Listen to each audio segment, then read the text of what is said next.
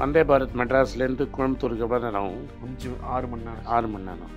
ஜப்பானில் நான் போயிருக்கிறேன். 500 கிலோமீட்டர் 1 மணி நேரத்தில் போவோம். யாரை ஏமாத்துற நீ? டியூஷனுக்கு பசங்க 500 கிலோமீட்டர் போயிட்டு வருவோம். இங்கேருந்து திருச்சிக்கு போய் டியூஷன் முடிச்சுட்டு வந்துடுவோம். ஜப்பானில் போன வருஷம் எவ்வளோ ட்ரெயின் ஆக்சிடென்ட்னு பாரு. போன 10 வருஷத்தில் ஜப்பானில் எவ்வளோ, ஏன்னா நம்ம ஜப்பானோட தானே கம்பேர் பண்ணுவோம். நம்ம நாடே ஜப்பானை நம்பி தான் இருக்குது. ஜப்பானை பீட் பண்ணிட்டு வந்த how many train accidents in Japan and how many people died சொல்லு. பட் இந்த அரசாங்கம் இதை நீ எதை கண்ண முடின்னு சொல்லுவேன். நீ பணக்காரங்களுக்கு தான் அது வேலை செய்யும்.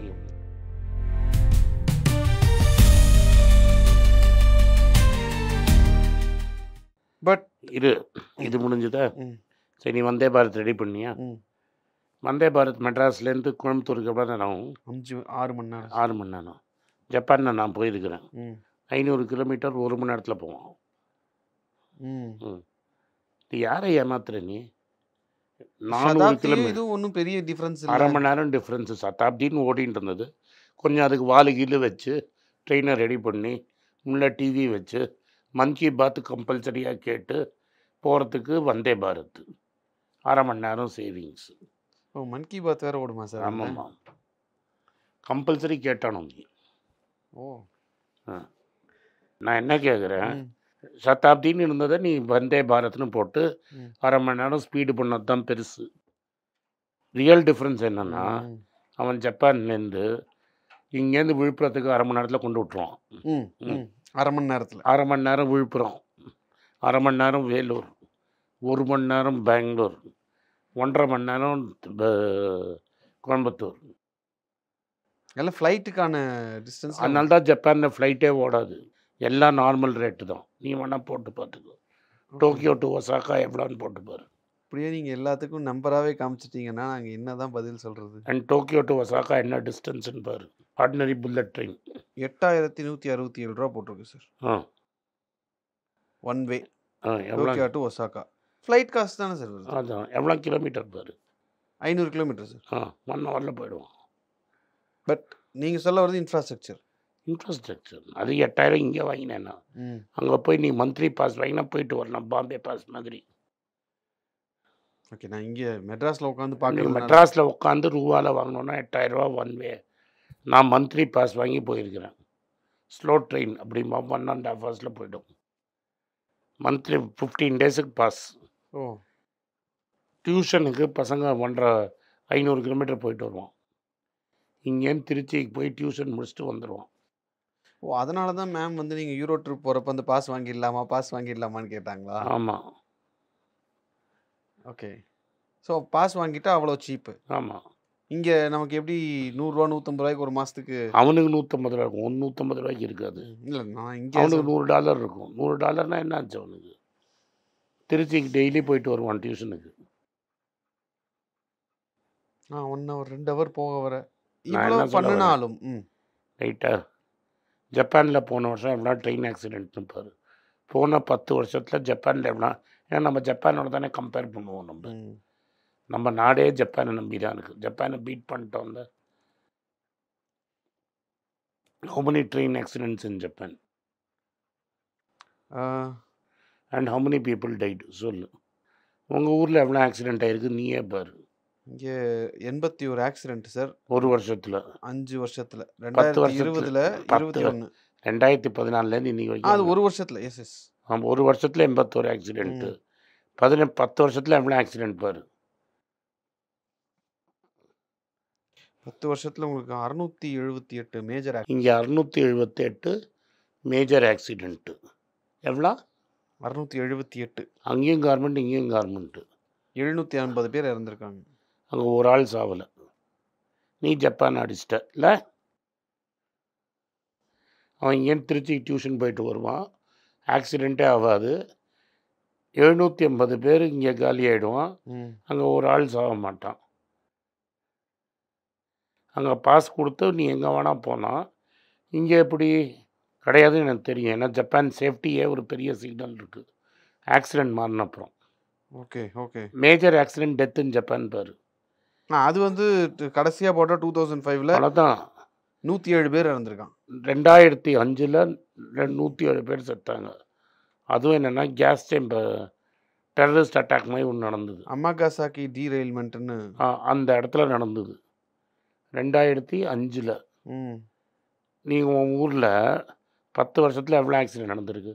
அங்கேயும் மைனராக இருக்கும் டீரெயில்மெண்ட். 1-2 நான் சொல்கிறது மேஜர் ஆக்சிடென்ட், ஆள் மேலே அனுப்புறது, ஆள் இறந்து போகிறது, உயிர் தியாகம், உயிர் போகிறதுக்கு சொல்கிறேன் நான். மோர் தென் 750 சார். ஸோ உன்கிட்ட இன்ஃப்ராஸ்ட்ரக்சர் கிடையாது, ரைட்டா? ட்ரெயின் எல்லாம் லேட்டாக போகும். திருவள்ளூரில் ரீசெண்டாக ஒரு ஆக்சிடென்ட் நடந்தது. ஒரிசாவில் பாஷை தெரியாமல் ஆக்சிடென்ட்டு. ஆமாம் ஆமாம். இது வரைக்கும் எவ்வளோ பேர் செத்து போயிருக்காங்க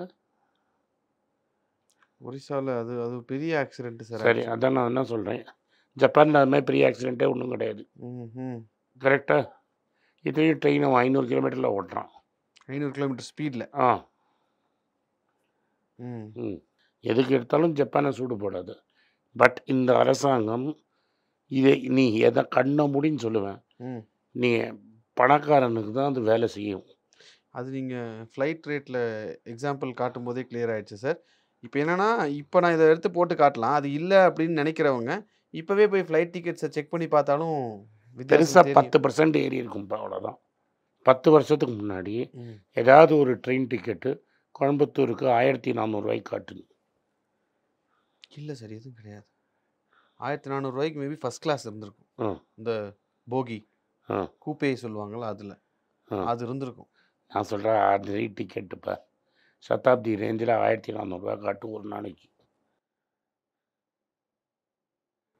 ஒரு டிக்கெட் எடுத்துக்காமி. ஆனால் கிடைக்காது அப்படியே இருந்தாலும். இது நான் என்ன சொல்ல வரேன்னா, உங்களுக்கு நீங்கள் பணக்காரங்களுக்காக அரசாங்கம் நடத்துகிறீங்க. ஆவரேஜாக ஒரு தமிழ்நாட்டில் ஒரு பையனுக்கு 30,000 ரூபா சம்பளம் இருக்கும்.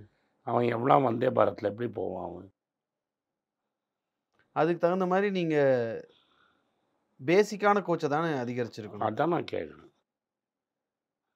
ஸோ அதை இன்க்ரீஸ் பண்ணாமல் நீங்கள் ரயில்வேஸ் எடுத்துக்கோங்க, ஏர்போர்ட் எடுத்துக்கோங்க, எதை எடுத்தாலும் பணக்காரனுக்கு எப்படி வேலை செய்யறதுன்னு தான் பார்த்துருக்கீங்க. இதெல்லாம் தான் நாங்கள்லாம் கற்றுறோம்.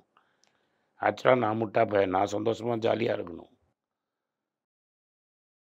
ஓகே சார், ரயில்வேல இருக்கக்கூடிய பிரச்சனைகள் என்ன அப்படிங்கிறத எக்ஸாம்பிள்ஸோட விளக்குனீங்க. நன்றி. வணக்கம். எனக்கு ஒரு விஷயத்தை அட்டென்ஷனுக்கு கொண்டு வந்திருக்காங்க. என்னோட ஏஐ ஜென்ரேட்டட் இமேஜை பார்த்து யாரோ ட்ரேடிங்க்கு பணம் கொடுத்து ஏமாந்துருக்காங்க. ப்ளீஸ், உங்களுக்கு நான் பல தடவை சொல்லிட்டேன், இப்பவும் சொல்கிறேன், நான் யார்கிட்டையும் பணம் டைரெக்டாக வாங்குறது இல்லை, அப்பாயின்மெண்ட் பார்க்குறதே கிடையாது. அதனால் என்னை பார்க்கலான்னு யாராவது காசு கேட்டாங்கன்னா இல்லைன்னு சொல்லிவிடு. அடுத்தது ஒரு இமெயில் ஐடி இருக்குது, அதில் போட்டால் எங்கள் டீம் கான்டாக்ட் பண்ணுவாங்க. அது டைம் ஆகுதுன்னா வினோதோட இன்ஸ்டாகிராம் அக்கௌண்ட்டில் வினோத்கிட்ட மெசேஜ் பண்ணுங்க. அவன் என் தம்பி, அதுலேயும் அவன் காசு கேட்க மாட்டான். காசு கேட்குறாங்கன்னா ஏமாறுறீங்க. யார் என்ன சொன்னாலும் கம்பெனிக்கு செபி அல்லது ஐஆர்டிஏ அல்லது ஆர்பிஐ ரெஜிஸ்ட்ரேஷன் இருக்கணும். இந்த 3 ரெஜிஸ்ட்ரேஷன் ஏதாவது இருந்தால் தான் உங்களோட பணத்தை நீங்கள் கொடுக்கணும். நீங்கள் இன்கேஸ் ஆஃப் இன்சூரன்ஸ் டைரெக்டாக இன்சூரன்ஸ் கம்பெனிக்கு தான் கொடுக்கணும். இன்கேஸ் ஆஃப் ட்ரேடிங் நீங்களே புரோக்கர்கிட்ட போட்டு ட்ரேட் பண்ணணும். மியூச்சுவல் ஃபண்டும் கம்பெனிக்கு தான் கொடுக்கணும். த்ரூ எக்ஸ்சேஞ்சு நீங்கள் வாங்கிக்கலாம். இதெல்லாம் எதுக்கு நான் உங்களுக்கு சொல்கிறேன்னா, யாரையாவது சொல்கிறாங்கன்னு நம்பி ஏமாறாதீங்க. உங்களுக்காக நான் ட்ரேட் பண்ண முடியாது, அது இல்லீகல். நான் ட்ரேடும் பண்ணுறது கிடையாது. அதனால் ட்ரேடிங் ப்ராஃபிட் பண்ணி தரேன்னு சொல்கிறது ஏமாத்தல். எனக்கு ட்ரேடிங் பண்ண தெரியாது. என் பேரை சொல்லி ட்ரேட் பண்ணி உங்களுக்கு ப்ராஃபிட் ஷேரிங்னா ஃப்ராடு, ஏமாற்றம். நான் யார்கிட்டையும் காசு கேட்கல, கேட்கவும் மாட்டேன்.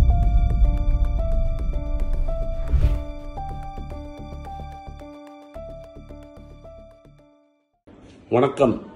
இது ஆனந்த் ஸ்ரீனிவாசன். இது என்னோட பர்சனல் சேனல். மணி பேச்சுக்கு தனியாக ஒரு சேனல் இருக்குது, அது டெலிகிராஃப் சேனல். இது என்னோட பர்சனல் சேனல். நான் என்ன நினைக்கிறேன், நான் தத்துவ பேச்சை பற்றி என்ன பேசுகிறேன், நான் பொருளாதாரத்தை பற்றி என்ன நினைக்கிறேன், ஜென்ரல் பொருளாதாரத்தை பற்றி நினைக்கிறேன், என் ஐடியாலஜியை பற்றி நான் என்ன நினைக்கிறேன், என்னோட ஃபிலாசபி, என்னோட நம்பிக்கை, ரமண மகரிஷி, சார்லி மங்கர் பற்றிலாம் என்ன நினைக்கிறேன்னு இதில் பேசுவேன். இதில் வீடியோ அப்டேட் அப்பப்போ வரும்.